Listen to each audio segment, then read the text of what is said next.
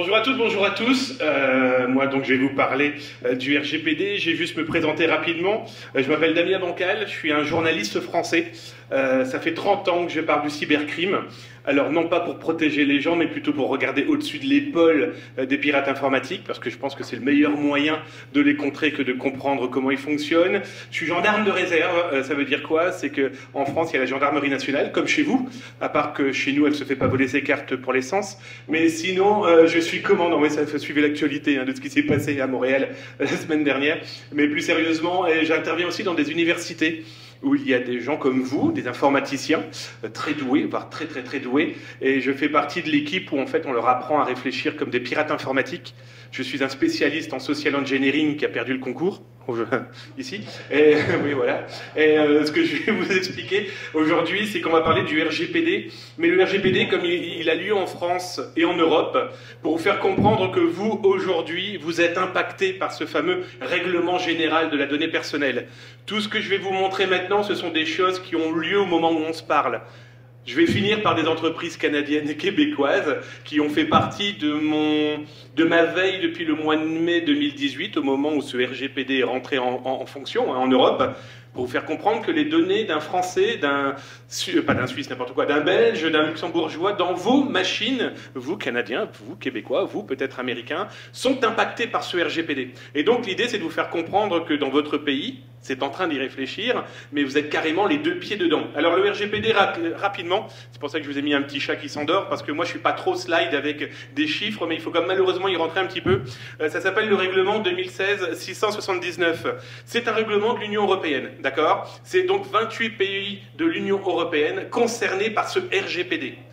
En priorité, mais ça veut dire que tous vos clients, qu'ils soient extérieurs ou intérieurs, qui passent par aussi ces pays, qui ont laissé leurs données là-bas, où ces gens vous ramènent les données chez vous, vous êtes impacté par le RGPD. Je vais vous expliquer comment et pourquoi. En France, il faut savoir que la protection des données personnelles, ça n'existe pas depuis hier. Ça existe même depuis 1978 avec un gendarme des données, des Français, qui s'appelle la CNIL, la Commission nationale informatique et des libertés.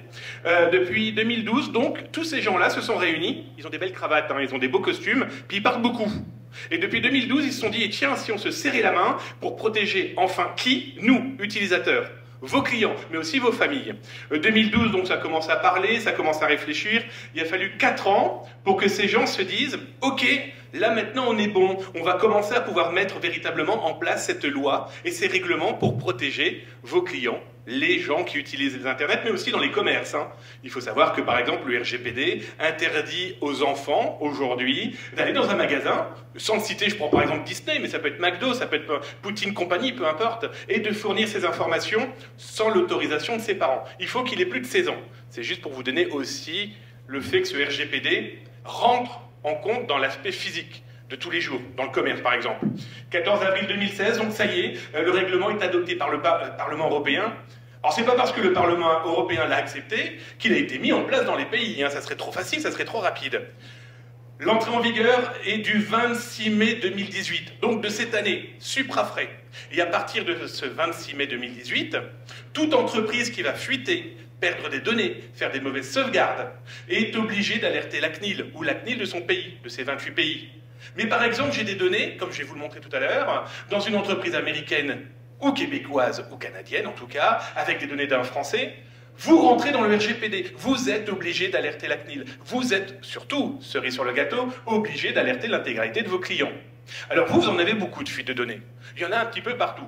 En Europe, ils sont tous là avec des grands yeux parce que les entreprises les alertent en leur disant « Nous avons eu un petit problème de sécurité informatique, oh pas d'inquiétude. Il y a l'intégralité de vos données de votre vie privée qui sont dans les mains dont on ne sait pas trop qui, mais tout va bien. » Les gens sont en train de découvrir que leurs données fuitent comme ce n'est pas possible. Il faut savoir que si vous êtes impacté avec des données d'un Français ou deux Français, vous allez être obligé d'alerter l'intégralité de vos clients. Autant dire que si vous en avez 10 000, 20 000, 50 000, ça va commencer à chiffrer sévèrement, rien que dans le fait de les contacter. Je ne vous parle même pas du fait d'alerter l'avocat, d'alerter ensuite la communication. Donc ça veut dire réfléchir à une communication de crise pour très vite pallier le qui, quoi, comment, où, qu'est-ce qui s'est passé, qu'est-ce que nous avons fait pour vous protéger et qu'est-ce que nous ferons demain. Et la disposition applicable, 25 mai 2018, donc vous aussi, à partir du 25 mai 2018, vous êtes impacté par ce nouveau règlement. Alors comment ça fonctionne? Il faut savoir qu'en France, la CNIL a reçu 600 notifications de fuite de données, de perte de données, de modifications. Je prends juste un exemple, le fait de pouvoir modifier le nom, le prénom, l'adresse dans, je ne sais pas moi, une base de données qui était accessible par on ne sait quel moyen, il va falloir alerter. Parce qu'une donnée privée, pour rappel, c'est tout ce qui va permettre de montrer du doigt une personne via une donnée numérique informatique. Donc l'IP. Donc sa photo, donc la base de données qui a fuité par je ne sais trop quel moyen. Juste pour info, avec mon blog, à la même période, je suis à 2071 alertes, donc 236 pour le Canada. Ça veut dire quoi? Avec mon blog, j'ai des gens qui m'alertent de fuite de failles, de piratage, surtout de fuite de données. J'ai 236 entreprises canadiennes qui ont été impactées avec des données d'Européens dedans, et donc des données de Français. Je vais vous expliquer maintenant, on va rentrer dans le vif du sujet, comment elles ont répondu, ces entreprises canadiennes, quelles étaient les fuites, et comment elles ont pu ou pas les corriger, et comment aujourd'hui, au moment où je vous parle, il y a peut-être vos données, il y a peut-être les données de vos familles, mais il y a peut-être, et très certainement, malheureusement, et je ne le souhaite pas, les données de vos clients. J'ai commencé par simple, l'Université de Toronto, petite école, à mon avis, assez connue quand même, qui, depuis quasiment 6 mois, se fait taper dessus par 2 professionnels du black market qui vident intégralement tout ce qu'ils peuvent sur ce site. Ça veut dire que tout universitaire ou tout étudiant passé par cette université a, au moment où je vous parle, ces données vendues dans le black market parce que les gars ont trouvé une faille. Ce que je vous montre là, l'URL, ça envoie sur ça. Ça, pour le moment, c'est rien. Ce n'est qu'un deface. Vous savez, c'est l'ours ou l'orignal qui se frotte sur un arbre pour laisser son odeur, sauf que lui, il laisse son odeur, mais surtout, il a laissé 2 shells. 2 shells qui permettent, au moment où je vous parle, de taper dans des bases de données que, à première vue, personne ne maîtrise. Il y a des étudiants français dedans. Tout ce que je vous montre là, ces sociétés ou ces écoles ont été alertées depuis le mois de mai. L'université n'a jamais corrigé. Au moment où je vous parle, ça, c'est toujours affiché sur leur site. Personne ne s'en rend compte. Il y a toujours les 2 shells. Ça veut dire que vous êtes peut-être dedans, il y a peut-être des étudiants français, belges, luxembourgeois, qui sont, au moment où je vous parle, aspirés dans la joie et la bonne humeur, de leur donner simplement leur mail, simplement leur téléphone. Je ne vais pas vous faire de dessin, mais en social engineering, ces 2 informations-là me permettent de les mettre, comme on dit en France, à poil. Pas tout de suite. L'autre information, c'est nissanmegavente.ca. Alors ce site-là est prévenu depuis le mois de mai. Des gars ont vidé toutes les bases de données. C'est simple, les bases de données, vous les trouvez même sur Bastebin. C'est pour vous donner le niveau de fuite de données et surtout, donc, dedans, des Européens qui ont trouvé le moyen de faire du business avec le Canada et avec cette société. Le problème, c'est que cette société, c'est aussi Jeep, Dodge, Chrysler. Alors, une fois que les pirates ont tout vidé, ils ont toujours laissé un shell dedans. Mais en plus, ce qui est quand même très fort, c'est que depuis le mois de mai, on a un crypto-locker dedans. Pas un crypto-locker, un crypto-mineur. Donc les mecs sont en train de faire du bitcoin, tranquillement, dans la joie et la bonne humeur, à chaque fois que vous visitez l'ensemble des sites de ces concessionnaires. Plus le vol de données des clients. Donc RGPD. Donc cette société devrait déjà faire un audit, donc faire appel à vous éventuellement, ça pourrait être déjà sympathique. Et puis surtout, être obligé d'alerter l'intégralité de ses clients. Autant dire que si elle en a 3000, 4000, 10 000, 100 000, c'est les alerter dans les 72 heures. C'est donc faire un audit pour revenir, corriger, envoyer un courriel aux autorités, envoyer un courriel à ses clients, et puis surtout, espérer que ça ne recommence pas. Autant dire que là, côté image et communication, ça fait mal. Autre exemple, alors ça c'est pour les amateurs de musique. Là, en 2019, il va y avoir le Festival of the Sound. C'est simple, eux, depuis le mois de mai, ils se font poder quasiment, pirater quasiment, toutes les 3 semaines. Au moment où je vous parle, vous avez cette image sur le site internet de ce festival. Les mecs avaient mis une fausse boutique. Donc autant dire que la collecte des données des gens qui sont éventuellement intéressés par ce festival, comme on dit en France, ça va piquer au cul. Parce que les mecs, ils ont donné leurs données, peut-être leurs données bancaires. Le problème, c'est qu'on ne peut pas le savoir. Moi, toutes ces informations que je vous montre là, c'est par rapport à ce que racontent des gens dans le black market, parce qu'ils se vendent ensuite les données. Comme moi, il n'est pas question d'acheter, et encore moins de rentrer en contact pour faire du business avec ces gens-là. Tout ce que je sais, c'est qu'ils ont volé les informations. Qu'est-ce qu'ils en font aujourd'hui? Pas besoin de se faire un dessin. Il y a de la revente, du phishing, voire pire avec l'usurpation d'identité et compagnie. Mais ces sociétés-là, si elles répondaient très vite aux alertes du cyber-citoyen que nous sommes tous, ou tout simplement de l'utilisateur lambda qui a vu, eux n'ont strictement aucune communication en amont, qui dit « Ok, on reçoit le mail, on corrige », ils n'ont bien sûr aucune communication qui va faire de manière à qu'on corrige ça. Il est anormal que ça, c'est depuis 10 jours, affiché sur leur site, planqué quelque part dans un dossier. Ils n'ont même pas un système de veille qui va leur dire c'est normal qu'il y ait une nouvelle page qui vient de s'afficher alors qu'il n'y a personne qui est sur le site. Rien que déjà ça. Je vous parle même pas donc du shell qui est en train de pomper tranquillement la petite base de données qui fait une petite sauvegarde sur le WordPress tous les vendredis. Autre élément, alors là c'est juste pour finir, tortugasfilm.ca qui est une grosse société à première vue de télévision et de création de reportages au Canada, qui pareil, se fait infiltrer tranquillement. Donc là c'est encore plus grave. Parce qu'il y a effectivement des clients, mais il y a très certainement aussi des clients qui vont pouvoir servir pour un FOVI, vous savez, une fraude au président. Le fait de se faire passer, je ne sais pas, moi, si je prends la France pour France Télévisions, très intéressé par leur reportage, ou alors peut-être qu'un reportage est en train de passer et je vais leur demander simplement de changer le RIB, vous savez, ce qui va permettre de faire une transaction bancaire.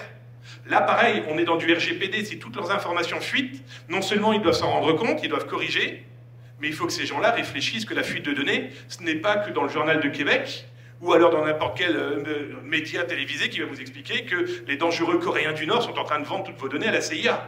Non, c'est avant tout nous, utilisateurs. Voilà ce qui se passe si on ne prend pas garde. Et le RGPD et ce couperet, qui je vous l'expliquerai à la fin, malheureusement ne sert strictement à rien.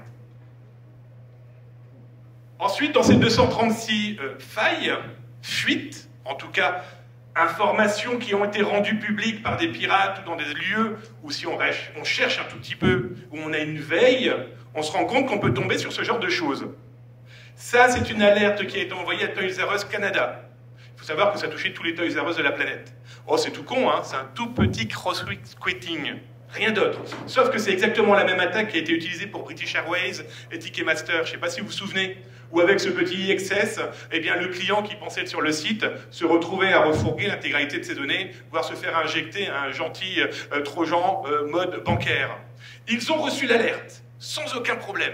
Comment je le sais? C'est qu'ils ont corrigé. Comment je le sais? Parce qu'il suffit de réutiliser l'URL que je vous ai mis là, parce que je me suis dit que c'était pour vous montrer la bêtise aussi d'une faille qui va rentrer dans le contexte RGPD. Eh bien, ils ont corrigé, mais surtout, ils n'ont prévenu aucun de leurs clients. J'ai la preuve aujourd'hui que dans le black market, cette faille a été utilisée pour ponctionner des données de clients. Ça veut dire que des clients se sont fait avoir sur Toys R Us. Ils ont donné peut-être simplement le nom, leur prénom. C'est peut-être simplement votre minot, hein, votre petit frère, grand frère, peu importe, qui pour Noël a voulu faire sa liste de jouets et a rentré des données sans faire attention parce qu'il ne le sait pas, via ce genre de faille. Ça rentre dans le RGPD. Aujourd'hui, Toys R Us serait dans l'obligation d'alerter l'intégralité de ses clients en leur disant « On a vu une faille, oh, on l'a découvert parce qu'on a fait un audit, ça c'est un grand classique, mais peu importe. » Mais l'important, c'est qu'ils préviennent. Parce qu'il va falloir quand même réfléchir que depuis le mois de mai, combien de fois cette faille a été utilisée, mais surtout combien de clients ont pu tomber dedans et fournir leurs données. Le RGPD leur impose aujourd'hui de prévenir l'intégralité de leurs clients. Et les autorités, bien sûr. Ça, c'est la base de la base. C'est juste pour vous montrer en visuel à quoi ça peut ressembler bêtement. Mais vous savez très bien jusqu'où on peut aller. Autre exemple, The North Face. Alors, je suis très content parce que je me suis rendu compte que des blousons North Face, ça se vendait comme du sirop d'érable. Cette société, je vais vous donner un cas très... Oui, j'essaie d'être très local. Hein. Puis la poutine aussi, j'adore ça. Mais plus sérieusement, The North Face, je vais vous donner aujourd'hui le cheminement mental que ne doit pas avoir une entreprise avec le RGPD. The North Face est contacté le 11 octobre. Oh, pour quasiment rien. J'ai accès à l'intégralité des clients qui ont renvoyé leur blouson pour X raisons. Alors vous êtes peut-être dedans. Pensez-y, réfléchissez, rentrez ce soir à la maison et puis vous demandez si quelqu'un a renvoyé un colis dans cette société. Eh bien dites-vous qu'aujourd'hui, il est possible d'accéder avec un léger dork Google à l'intégralité de la base de données des clients. Autant dire que login, mot de passe et compagnie, il n'y en a strictement pas. Je ne vous donnerai pas le dork non plus, on n'est pas fou. Hein. Mais toujours est-il que je leur envoie un mail le 11 octobre. Le 11 octobre, j'ai pas de réponse. On me répond le 26 octobre. Alors le courrier, il est très simple, hein, c'est ça. C'est « Bonjour, je m'appelle Damien Bancal, peu importe, je souhaiterais connaître l'adresse mail dédiée à votre DPO, hein, vous savez, donc l'officier dédié aux données personnelles, qui est obligatoire avec le RGPD. Hein. Très simple, hein, voilà, je veux l'adresse de votre DPO, merci de me la donner, c'est urgent. J'en dis pas plus. Une société comme celle-ci devrait, dès qu'elle entend le terme DPO, fournir tout de suite l'information à ce responsable, à cet officier des données personnelles. On me répond le 26, on me répond quoi? Merci d'avoir contacté le service client. Tout d'abord, nous vous remercions de votre intérêt, blablabla. J'ai transmis votre demande. Nous sommes quel jour aujourd'hui? Le 3 novembre. Le 3 novembre, j'ai aucune information de cette société, ni de son DPO, mais par contre, n'importe qui a les données peut avoir accès à ça, à l'intégralité des noms, des prénoms, des adresses, des commandes et des petits autocollants, vous savez, qu'on met justement si on veut renvoyer son colis. Ça rentre dans le RGPD. Alors, pour ceux qui font un peu de social engineering, donc ça veut dire l'intégralité de cette salle, autant dire que appeler Madame Michu et lui dire « Bonjour Madame Michu, je suis votre société, par contre nous avons un problème de frais, vous pouvez me confirmer votre carte bancaire, etc. etc. » On a un panel de possibilités malveillantes qui peuvent aller de A à Z. Ils n'ont toujours pas corrigé, ils n'ont toujours pas agi. Ça rentre dans le RGPD. Autant dire que ça, ils ont dans l'obligation d'alerter l'intégralité de leurs clients européens, parce que là, ça touche donc toute l'Europe, mais toute la planète. Autant dire que c'est un véritable problème. Ah oui, ce que j'ai oublié de vous dire tout à l'heure, c'est que ça va coûter jusqu'à 4% du chiffre d'affaires mondial en amende.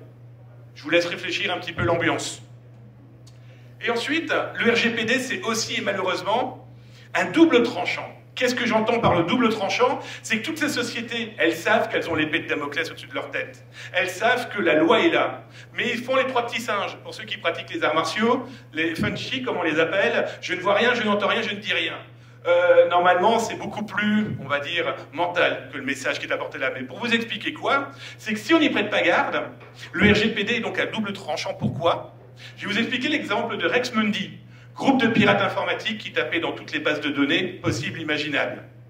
Ils appelaient les entreprises en leur disant « Bonjour, vous me donnez 20 000 $, 20 000 €, et je ne diffuse pas ce que j'ai pu trouver. » Imaginez que ça puisse arriver à Toys R Us, comme je vous l'ai montré, ou que ça puisse arriver à The North Face. À l'époque, les sociétés ne payaient pas, elles se retrouvaient avec l'intégralité de leur base de données, comme on le voit encore d'ailleurs aujourd'hui, se retrouvaient diffusées sur Internet. Sauf que, avec le RGPD, on a le double effet qui se coule. Je ne sais pas si vous avez le même produit ici, mais c'est quoi? C'est que la société se fait pirater, le pirate l'appelle en lui disant « Maintenant, tu me donnes 20 000 $ pour pas que je diffuse sur Internet, et tu me redonnes 20 000 $ pour pas que j'en parle aux autorités. » Autant dire que c'est un léger jackpot pour une société qui veut faire les trois petits singes. Ça, c'est un véritable problème. Je n'ai jamais vu autant d'escroqueries au RGPD, comme on l'appelle. C'est assez phénoménal. Et je finirai par ce fameux double tranchant, c'est qu'aujourd'hui, on a de plus en plus de boutiques. Alors pour ceux qui écoutent notre podcast, la French Connection, on a parlé de ce genre de boutique qui existe aussi pour Québec, qui existe aussi pour l'intégralité du Canada, mais qui existe quasiment pour chaque pays. Ça fonctionne comment? Là, je vous ai pris l'exemple français. On a un site internet donc, qui est dans le black market, qui propose 648 868 produits au moment où j'y suis allé. Alors le produit, je vais être très clair avec vous, c'est l'humain. On vend de l'humain, on vend de la ligne de log. Comment ça fonctionne? Là, j'avais tapé un code postal dans ma région, Lille, 59 000, et j'ai cliqué. Et là, cette boutique me propose quoi? Me propose des données de sociétés qui n'ont pas voulu répondre ou agir rapidement face au RGPD, sauf que les pirates n'ont pas attendu. Qu'est-ce qui se passe? On prend l'exemple là donc de cette ville, où il y avait 1200 habitants de cette ville piratés, mais aussi aujourd'hui vendus, et on prend donc l'exemple de cette chère Alicia Marie, qui a donc un mail dans un opérateur qui est Orange, qui passait par telle ou telle boutique, son premier achat était le 29 janvier, que le pirate fournissait sa carte bancaire, son PayPal, à côté le petit switch, ça veut dire qu'on avait accès à son mail, tout ça pourquoi? Pour 5 $ canadiens, 4 €. Pour des bases de données que des gens n'ont pas protégées, que des bases de données que des sociétés n'ont pas voulu entendre quand des gens ont voulu les alerter en disant « Attention, il y a un problème ». Mais imaginez la tête de la petite Marie, qui un jour va se rendre compte que 50 millions d'Ukrainiens vont commencer à taper dans sa carte bleue, ou que tout simplement des Québécois pour manger de la poutine un peu plus cet hiver vont prendre dans ces données, ça ne coûte que 5 $. Le jour où la personne va en plus s'en rendre compte, elle va déposer plainte. Autant dire que c'est donc une surcouche de RGPD avec la loi, ces fameux 4%, obligé d'alerter l'intégralité de ses clients, plus la loi et le pénal qui va suivre derrière. Autant dire que ce petit monde du RGPD, il va falloir sérieusement y réfléchir d'une manière efficace chez vous, mais surtout faire comprendre à tous ces gens qui ont des cravates qu'il faut agir beaucoup plus rapidement et surtout avec des manières concrètes. Leur faire comprendre que, certes, leur entreprise peut risquer, mais leur famille, leurs enfants et eux. Et je pense que le meilleur moyen de leur faire comprendre, c'est qu'aujourd'hui, ces gens-là n'ont plus peur non pas de vendre des bins, des logs, mais de l'humain.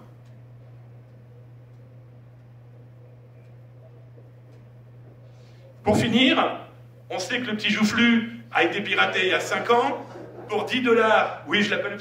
Je peux, hein, parce que moi je suis bien joufflu aussi, hein, mais j'ai pas les mêmes cheveux. Mais toujours est-il que lui, pour 10 $, on avait l'intégralité de sa base de données de vie. Alors là, et on se dit, oh là là, c'est le président des États-Unis, à l'époque il ne l'était pas. Non, ça touche aussi vous, moi. Je finissais sur ça, sur cette boutique qui est en France, qui vend donc de l'humain jusqu'à vendre sa photo. Et j'ai pris cette charmante jeune fille, c'est moi qui floutais le visage et le nom de famille. Hein. Elle s'appelle Claire. Claire, pour 28 €, le pirate a intégralement collecté les données dans des bases de données, des sites, je ne vous parle pas de Facebook, LinkedIn et compagnie. Hein. Le mec fait vraiment un véritable nettoyage de fond face à des entreprises qui lui disent non, on ne veut pas payer ou on ne veut pas vous écouter. Elle, pour 28 $, vous avez son âge, bon ça c'est super, vous avez surtout sa carte nationale d'identité, vous avez son CV, vous avez son permis de conduire, vous avez sa carte grise, qui est une obligation en France pour avoir un véhicule et rouler avec, et du coup on apprend son véhicule. Ça coûte 28 $. Aujourd'hui vous avez des sites qui collectent les données et qui vous font un eBay de la malveillance. Alors on en entend beaucoup parler du black market, mais il est de plus en plus fin. Et les vrais professionnels ont trouvé ce moyen, et donc de jongler avec le RGPD pour faire payer tout le monde. Vous, moi, l'entreprise et ceux qui font les sourds et muets. J'ai fini.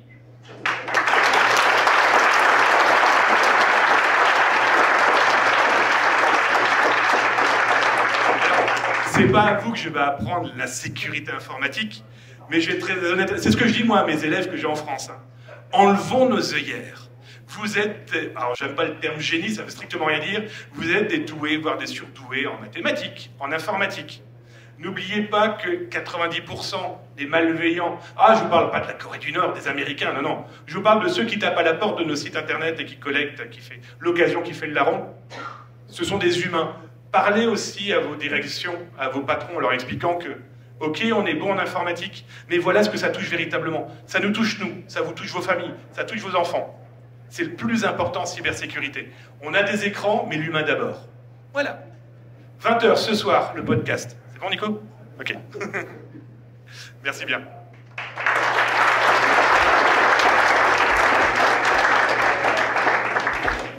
Bon, si jamais vous avez des questions, n'hésitez pas, je réponds pas. Ah, ok.